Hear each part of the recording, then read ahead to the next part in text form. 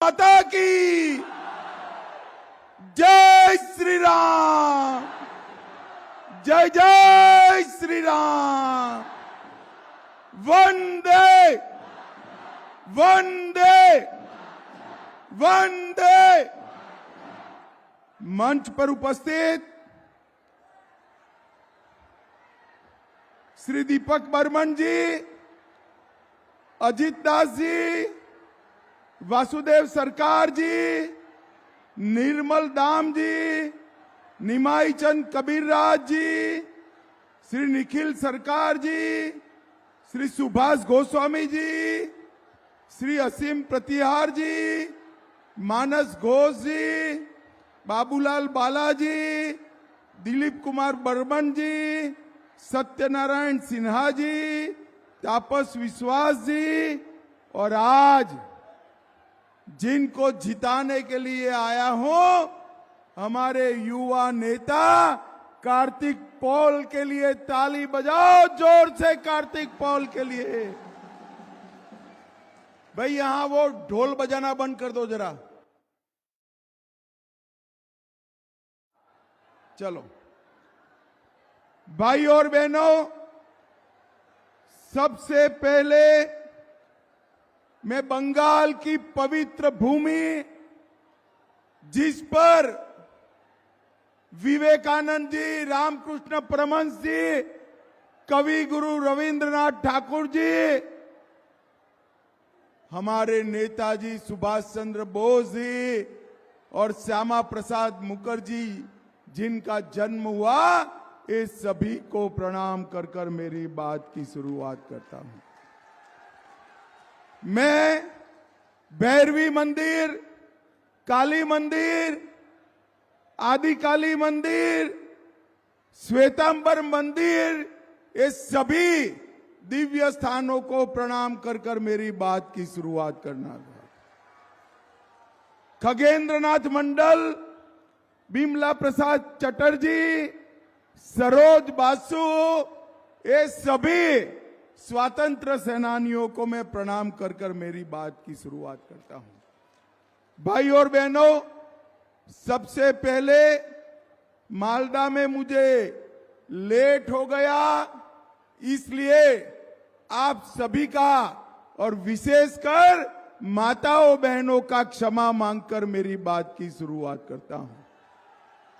भाई और बहनों, आज हनुमान जयंती का दिन है।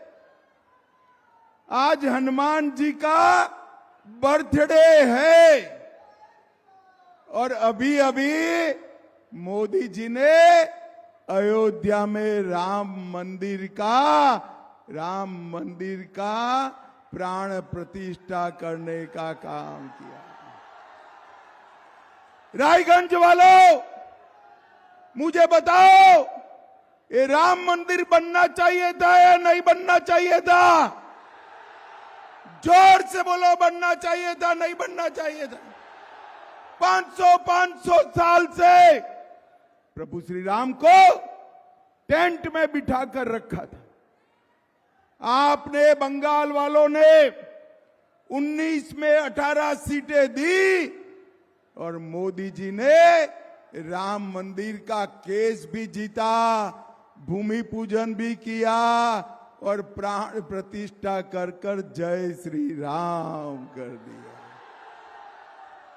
ये ममता दीदी और कांग्रेस पार्टी दोनों राम मंदिर का विरोध करते थे, मगर जब बंगाल की जनता ने 18 सीटें दी, किसी की कुछ नहीं चली, अयोध्या में राम मंदिर बन गया। अब आपने 18 सीटें दी तो राम मंदिर हुआ है 35 दे दीजिए, बंगाल को हम घुसपैठ से मुक्त करा देंगे। भाइयों और बहनों, मुक्त करा देंगे। हमने बंगाल में 35 सीटों का लक्ष्य रखा है। दीदी, मेरी बात कान खोलकर सुन लो। बंगाल की जनता अब जागरूक हो गई है। बंगाल में भाजपा 30 से 35 सीटों के बीच में कमल खिलाने वाली है। भाई और बहनों, 35 सीटों पर कमल खिलेगा, मगर मेरी इच्छा है रायगंज से का कमल भी ये 30 से 35 सीटों में हो। मुझे बताओ, कार्तिक पोल को दिल्ली भेजोगे या नहीं भेजोगे? अरे जोर से बोलो, भेजोगे या नहीं भेजोगे? देखिए 18 दी आपने तो 300 पार कर गए, 35 दोगे तो कितना होगा? कितना होगा? और जोर से बोलो, कितना होगा?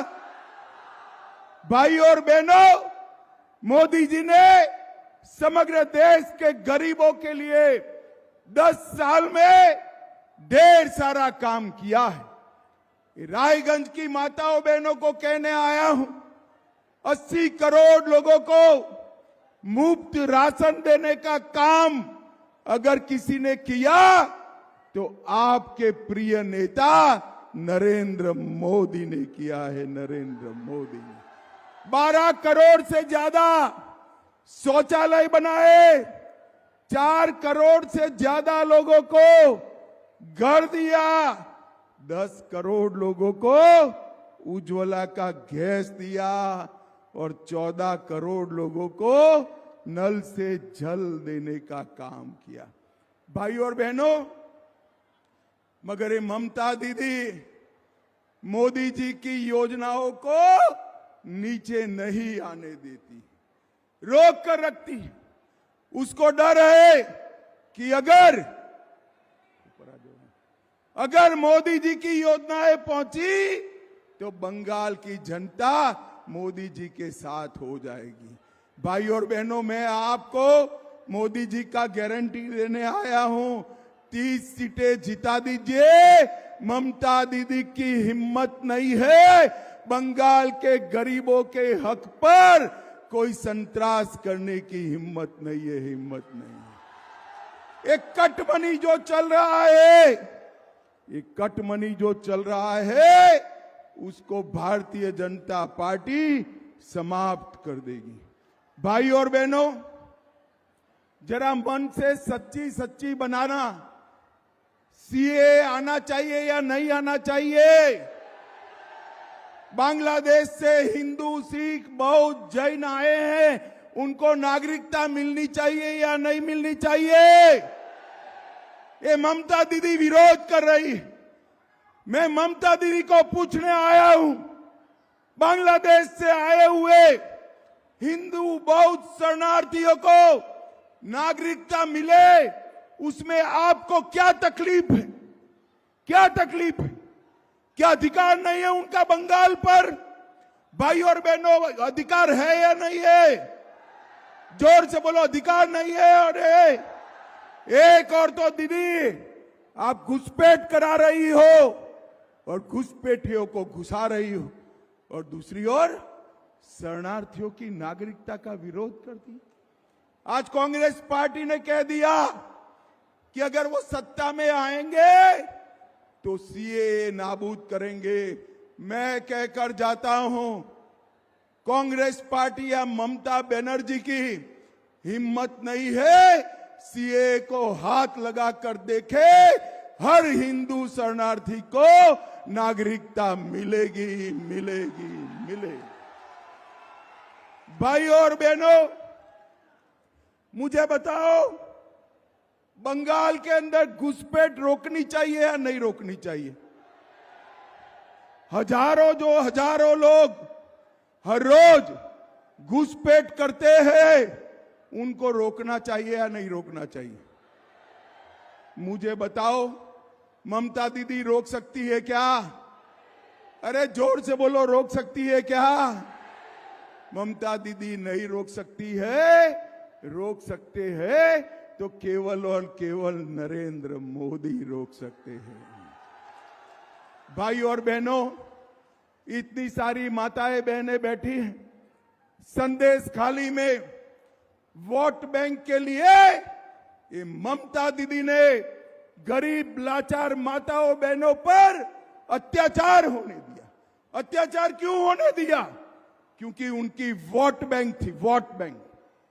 और ये तो भगवान भला करे, वो माताओं बहनों का उन्होंने संघर्ष किया, हाई कोर्ट ने संज्ञान लिया और आज ममता जी के चट्टे पट्टे सारे जेल के अंदर गए हैं, जेल के अंदर गए। मुझे बताओ रायगंज वालों, संदेश खाली रुकना चाहिए या नहीं रुकना चाहिए? संदेश खाली की बहनों को न्याय मिलना चाहिए या नहीं मिलना चाहिए? क्या ममता दीदी कर सकती है? कर सकती है?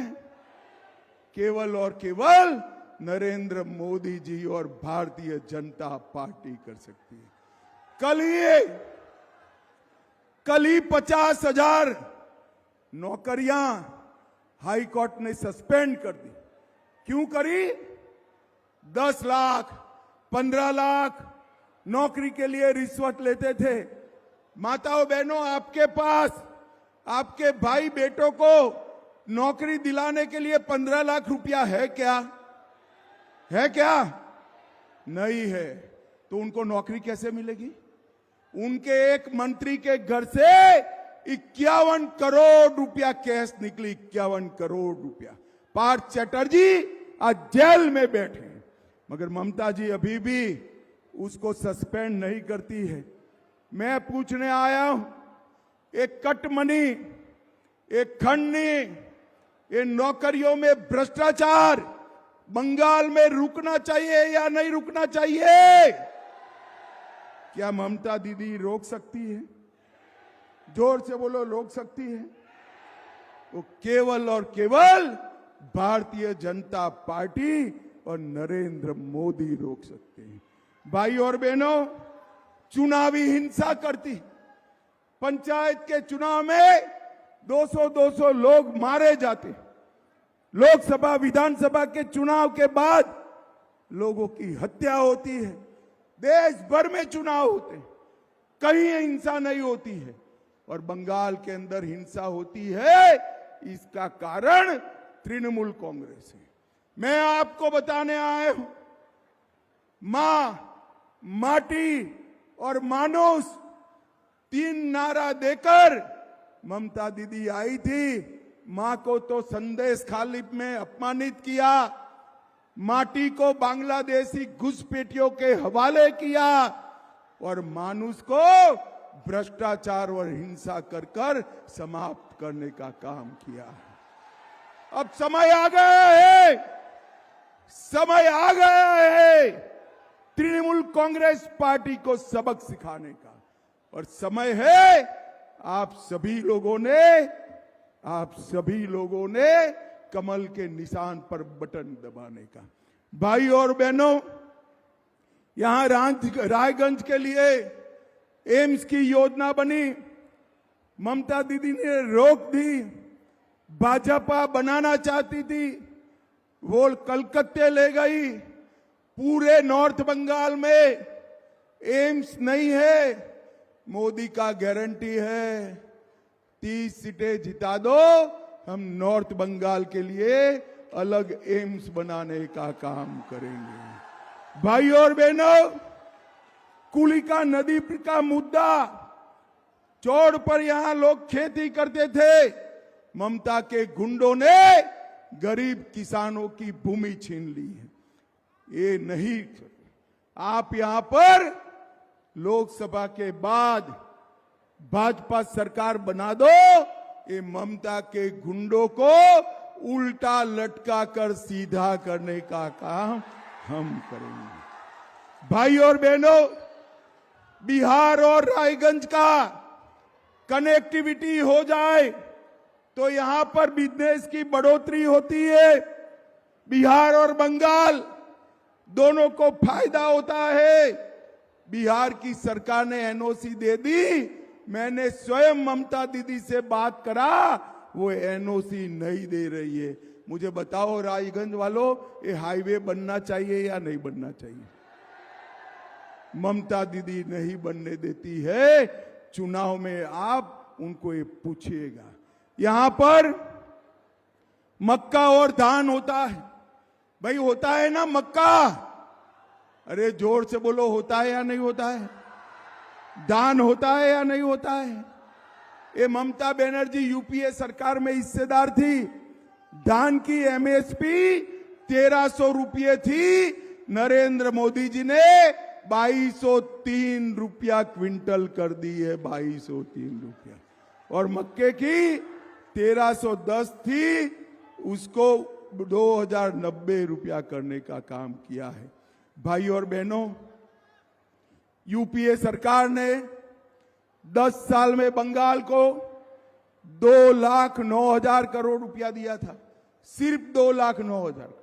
ममता की समर्थन वाली सरकार, नरेंद्र मोदी सरकार ने 10 साल में 2,09,000 करोड़ के सामने 7,75,000 करोड़ रुपया देने का काम किया है। इसके अलावे 1,50,000 करोड़ रोड, रेलवे और एयरपोर्ट के लिए भेजा। इतने सारे गांव से लोग आए भाई, 7,75,000 करोड़ में से आपके गांव में कुछ पहुंचा है क्या? अरे बोलो तो भाई, पहुंचा है? कहां गया? कहां गया? ये टीएमसी वाले कट मनी कर कर मोदी जी ने भेजा हुआ 7 लाख करोड़ रुपया चाऊ कर दे भाई, चाऊ कर दे।